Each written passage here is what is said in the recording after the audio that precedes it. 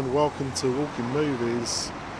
I'm Nick, and I'm not walking into the movies. I'm breaking all the rules. In the same way that Deadpool, the character I'm about to talk about, breaks all the fourth walls, I'm breaking all the rules because I'm currently sitting down and not walking. And also I kind of record an intro and then later on the review, but I didn't have time to record an intro, so I'm doing that now and doing the review at the same time while sitting down, or kind of leaning down. I'm leaning across a barrier thing. So Deadpool, Wolverine. Okay. Hugh Jackman, Ryan Reynolds in this film, of course. My relationship with the Deadpool films, I thought the first one was excellent. I thought the second one was quite poor, but I've been looking forward to this film a lot. I really have been, and to the point where I actually just came out of an IMAX 3D screening of the film, which was fantastic, by the way, the IMAX 3D.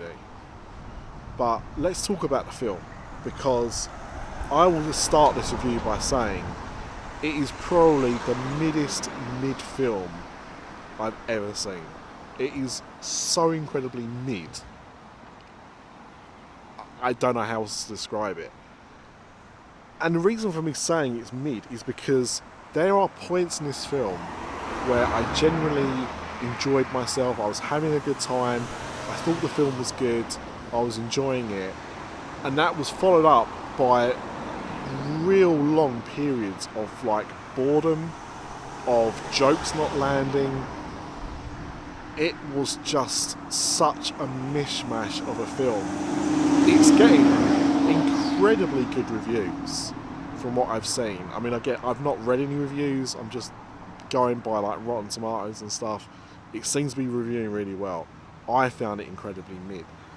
Why did I find it mid? Let me explain myself. Because I mean, look, people don't. Do you really care? Do you really care about what I've got to say? Like, is this review going to stop you watching a film you want to go and see? Probably not. What it might do is prepare you for what you're going to get. That's kind of what I'm hoping for here. Because I don't want you walking into this film thinking you're going to get this masterpiece. And you know what? Maybe because you might see this and then watch the film, you might feel differently. You might feel that it's better than I've made it out to be because of that. I don't know. But the plot is thin. The action is great. It's shot really well. The cameos generally are quite good. Some outstay their welcome, in my opinion. You know, whatever. But I just found this to be such a frustrating film. Because, as I said, moments of greatness followed by moments of boredom, by jokes not landing.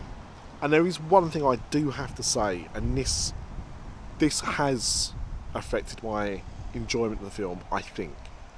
And that is, there was someone sat behind me who hysterically laughed at every single joke in the film. And some of those jokes were not hysterical. A lot of them weren't.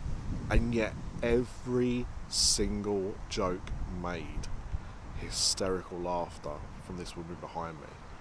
And at first it's charming, and the more it goes on, it's grating, really grating. And maybe that's how things affect me, and maybe that's a personal thing, but it really did.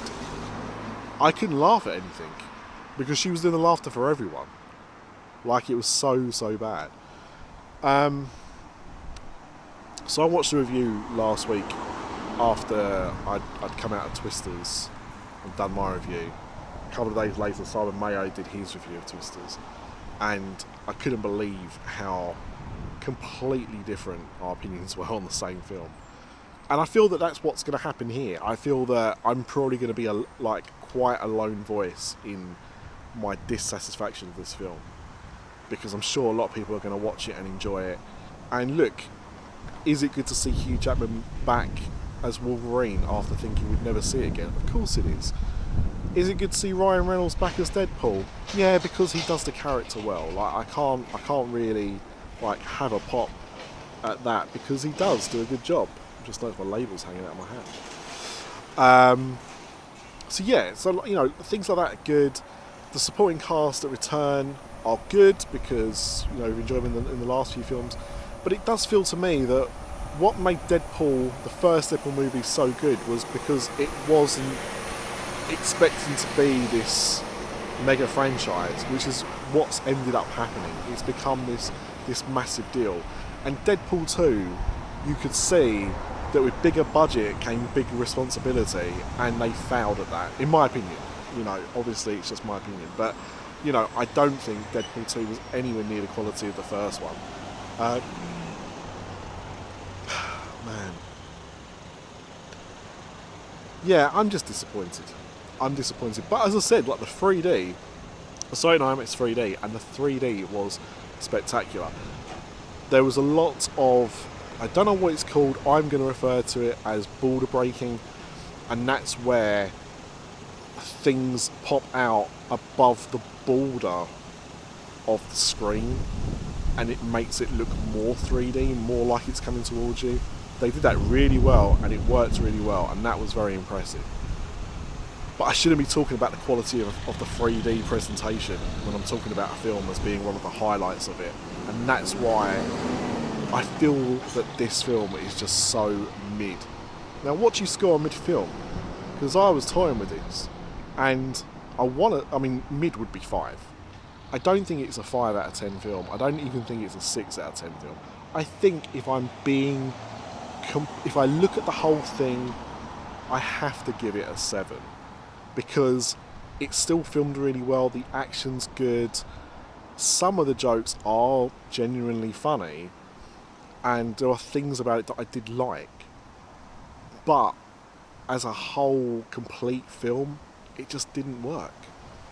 And yeah, I walked out disappointed, and that's never a good thing.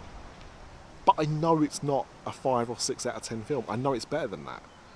So I have to give it a 7. And what I would say is I think it was better than Deadpool 2. I think overall I enjoyed it more than Deadpool 2. But it's nowhere near as good as the first Deadpool, which I would probably consider to be like an 8, 9 out of 10 film. So that's it. I'm not reviewing this with any joy of how it's made me feel or how I felt about the film. But I just wish it was better. I wish I came out enjoying it more. I will see it again. Should you go and see it? If you can find a 3D screening, absolutely. The 3D's great. You're going to go and see this film at the cinema. Go and see. Pay the extra. Go and see it in 3D. That was enjoyable. But yeah, I mean, look, you're going to go and see this film regardless of what I say. If you want to see it. If you're on the fence, maybe this will make you rethink that. But yeah, this is not the film I hoped it would be. It had, and just to add, I saw one trailer for this film, so I've not had things spoiled for me. I've tried to remain as spoiler-free as possible. I didn't know who the cameos were going to be except one, who I expected to be in the film anyway. So, you know, I didn't see that as being too bad. But yeah, go and see it before it gets spoiled, is my advice. And look, if you were going to go and see this film, still go and see it because you might enjoy it more than me. It's just, I found it very mid. And that's what I've got to say about that. So, that's it for this review. Thank you for watching. If you've watched this far, please like, share, subscribe. Tell me in the comments why I'm an arsehole, why I'm wrong about this and I'm being too judgmental. Or agree with me. Tell me why that you also thought this film was mid. But until next time, as always, remember that Flynn lives.